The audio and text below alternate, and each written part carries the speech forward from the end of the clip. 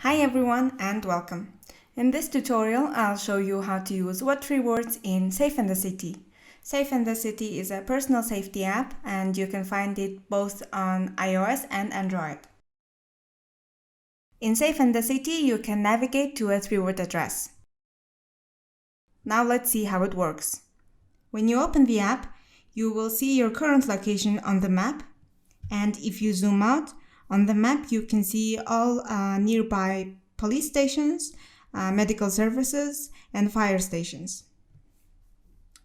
So if you want to navigate to a 3-word address, enter the 3-word address in the search bar above.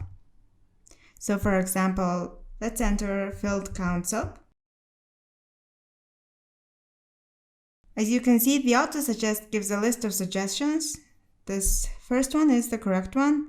So let's tap on filled count soap Bayswater, London. And depending on how you want to get there, you can either choose walking or by transit. So let's just tap on walking. And if you scroll down, you can see the route suggestion. So in case of an emergency, you can just tap on the SOS button here below, and it redirects to your phone and makes a call to 999. In Safe in the City, you can report an area of potential danger so that other people can see it and avoid that area.